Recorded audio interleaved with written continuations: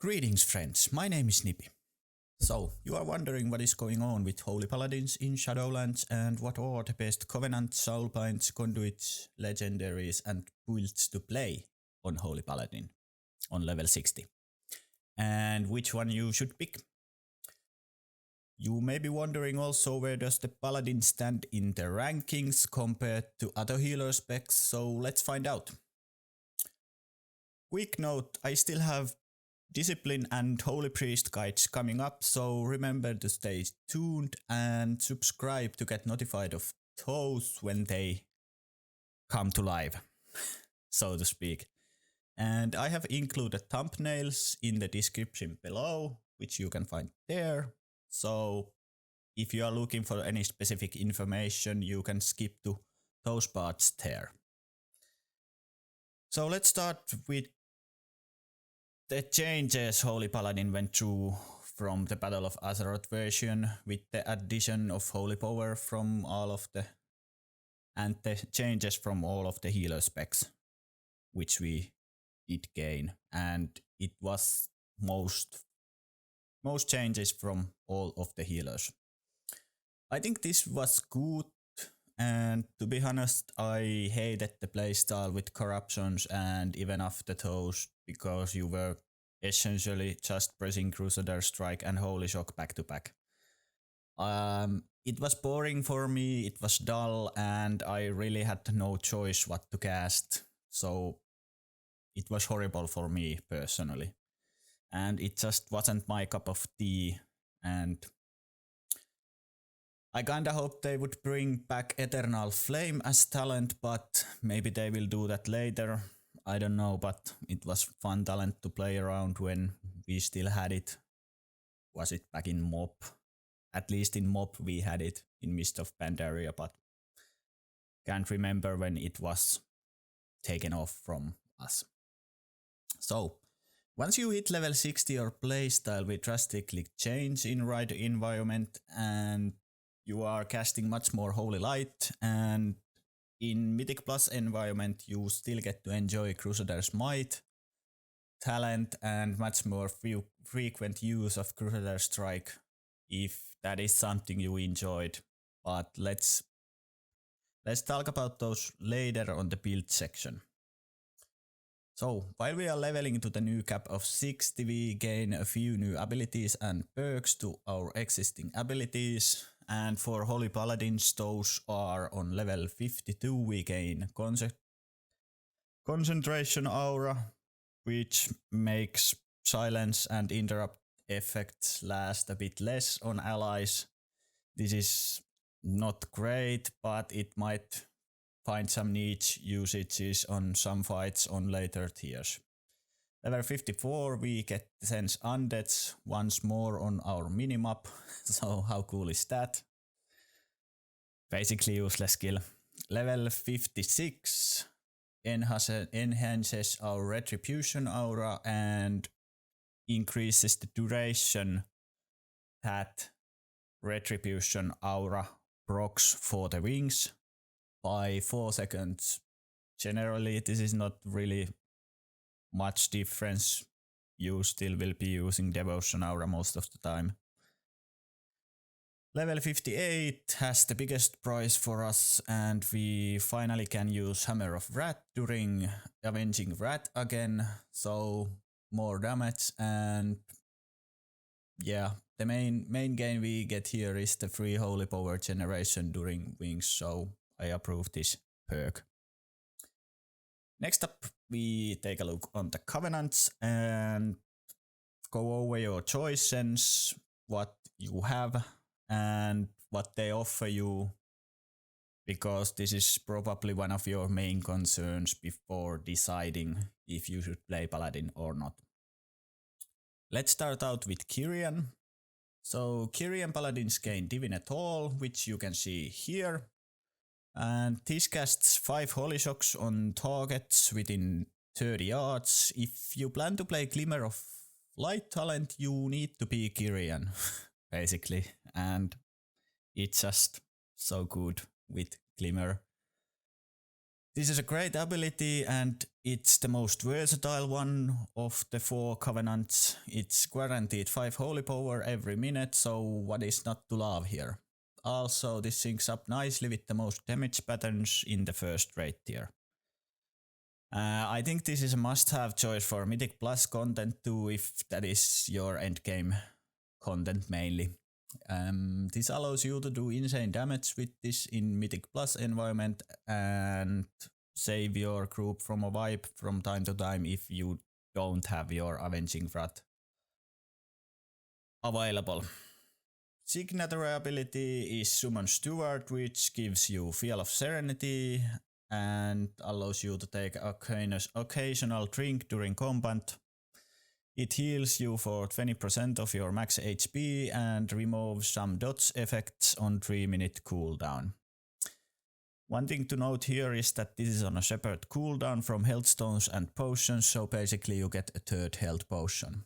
Dodge removal is a great part in this too and might be useful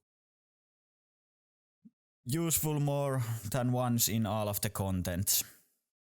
Defensive evaluate is not great for us since we have so much self-CDs already. I think that the Kyrian is the best choice currently to basically any PvE content. So next up we have Vampire Paladins. Did I just say Vampire Paladins? I did. Oh well, yes, well if you like to be a Vampire Paladin, you will choose Venthyr. As Venthyr Paladin you gain Ashen Hollow, which is a big red consecration, and by the way you can see it here. And this is a 4-minute cooldown for 30 seconds, and during this 30-second window your Hammer of Wrath is usable on all targets and deals 100% more damage. Personally, I hate abilities like these. It's too long lasting to get full benefit of it. Maybe in Rage you can, but that's about it. Don't get me wrong here, this can be a strong increase even stronger than Kyrian's Divine Toll. It's just awkward to use sometimes. As stated earlier, numerically wise it's on par with Kyrian, but on flexibility side, not so much. Next up we have Venthyr signature ability, and that is a Door of Shadows, which is 1.5 second castable teleport on 1-minute cooldown. This is a nice piece of utility for us because basically Paladins being complete wheelchair class, this is great even with the cast time to get more mobility. Next up we have Necrolord, so if you are looking for Frankenstein look, go Necrolord.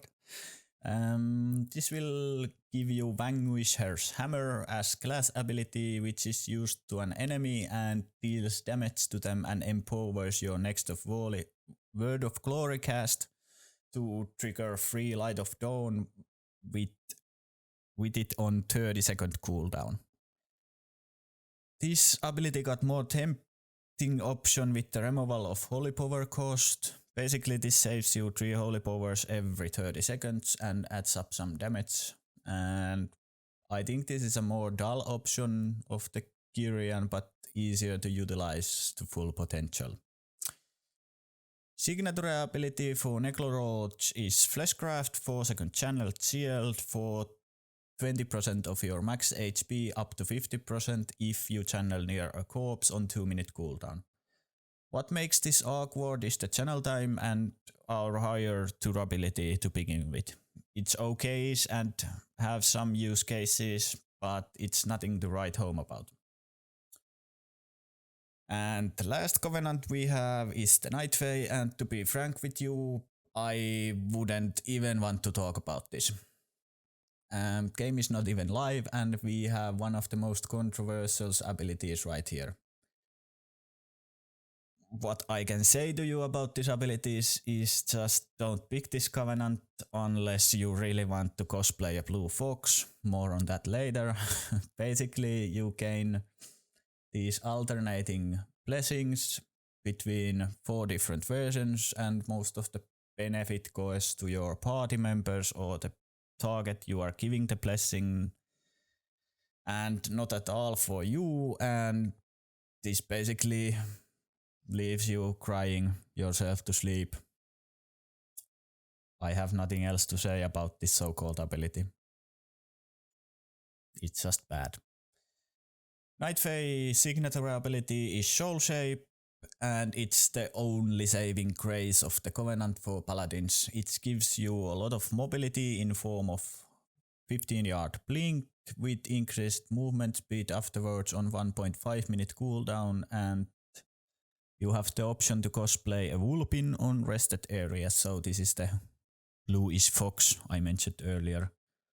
But to be real, no amount of mobility justifies picking just a poor class ability.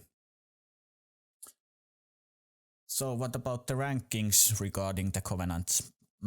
Based on the current tuning, I would pick Kyrian for the flexibility Divinatoll offers above rest of the Covenants. From throughput standpoint, you can't go wrong with Kyrian, Ventur or Necro Lord much.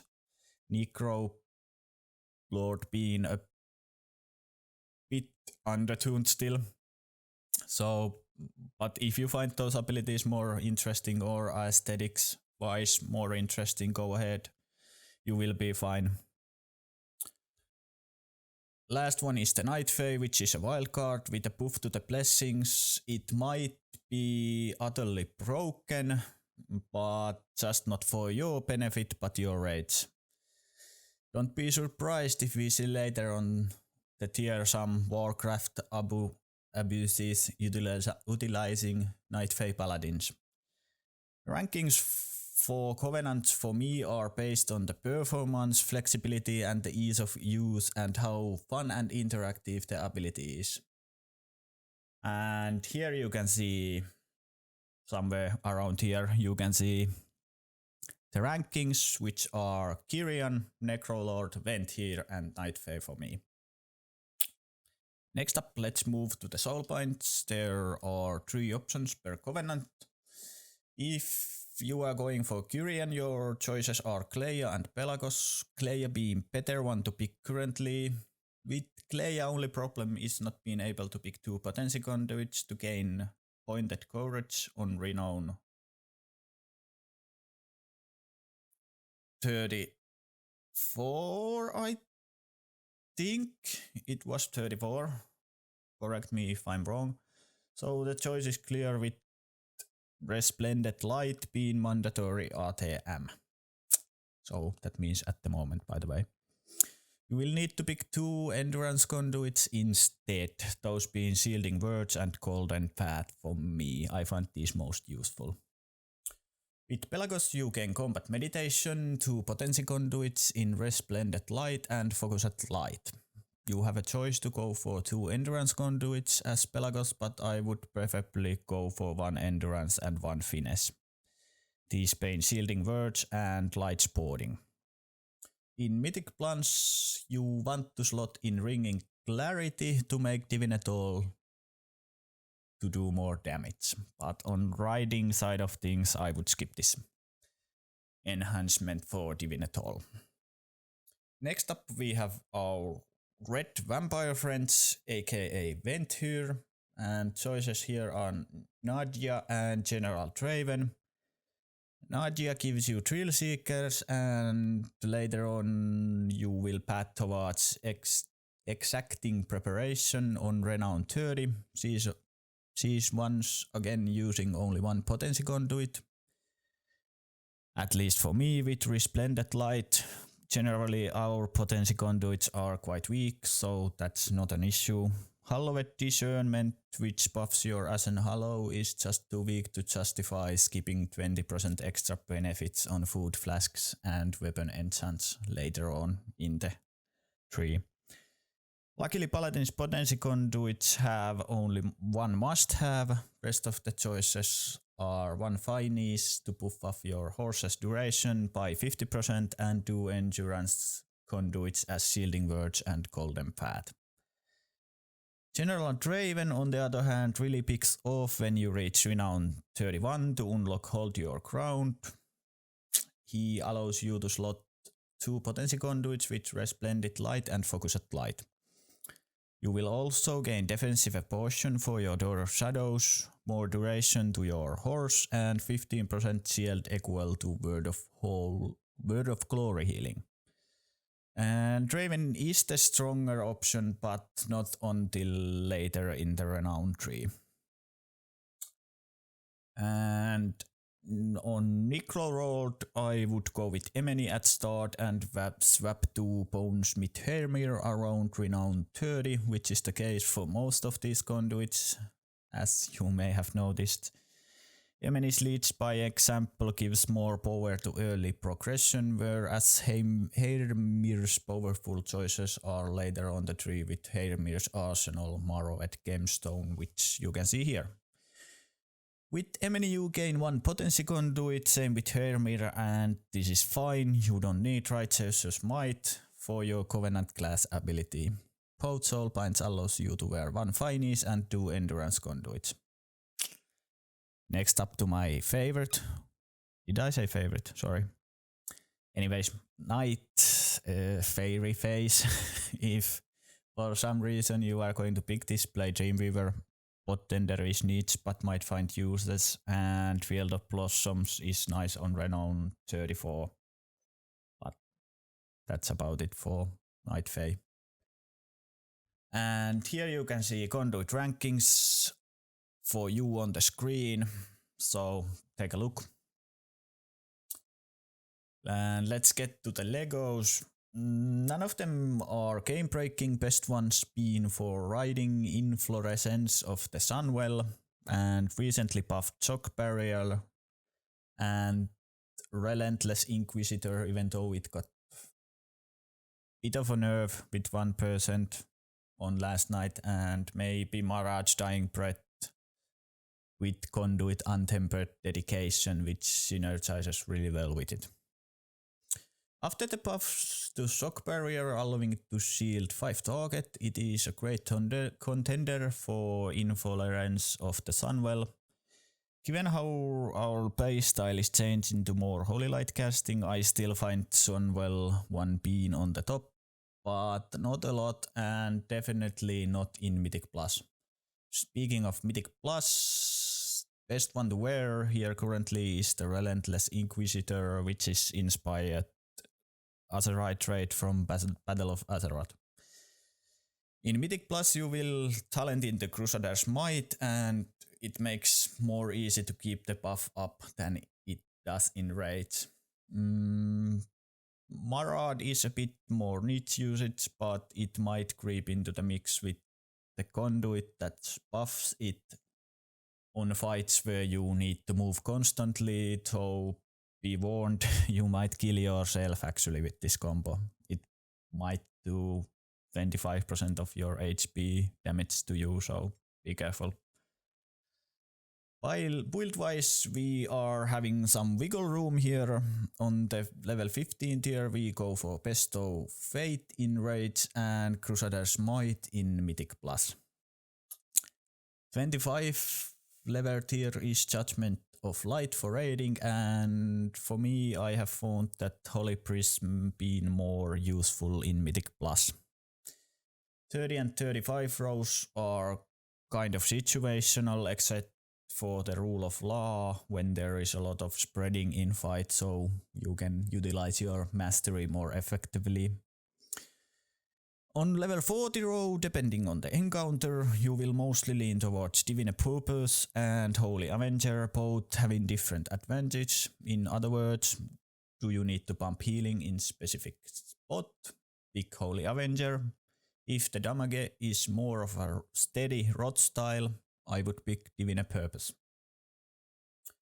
45 row is interesting, Sanctified Frat being the default pick, but Avenging Crusader being really valuable tool in Mythic Plus from damage point of view. So keep that in mind. Level 50 row is either Glimmer or Beacon of Fate, depending on encounter and if tanks are getting trucked or not. Glimmer for Mythic Plus is obvious choice. So, after all this, where do we excel? We still have all of our utility and devotion aura. Currently our truth boost is on the low side, but we have gained buffs for it pretty much in every beta build in the last few weeks. Our value and position in meta depends on the damage tuning on the first rate tier, also known as how valuable our aura mastery is, or does your group have retribution or protection paladin to bring the passive devotion aura reduction, which is an important part to have. Aura mastery got nerfed from PFA iteration, and looking back to Uldir, it was not a factor actually. I feel like we are a bit of a lost with being partly melee healer and partly caster healer with Shadowlands systems. We still do shine on utility department as stated before, and we bring a lot of spot healing to the group and even boost that with legendaries like Mirage and Inflorescence of the Sunwell or talenting into Beacon of Fate. In Mythic Plus especially, as Kyrians, we still pump a lot of damage, where we have more clear identity as melee healer with Crusader's Might talent. Only trouble in Mythic Plus, from my point of view, is the Prideful, which we might struggle to deal with on higher keys. But only time will tell where we will land on the first tier. Next up, I have coming a look into priests, and to be more precise, discipline of nature. And so thanks for watching. If you made it this far, leave a comment and don't hesitate to leave feedback or ask questions down there. This is embarrassing. I always need to check if I happen to be on the camera when I am trying to show my description below. But I'm learning. Anyways, remember to like and subscribe and have a good one, and see you on the next video.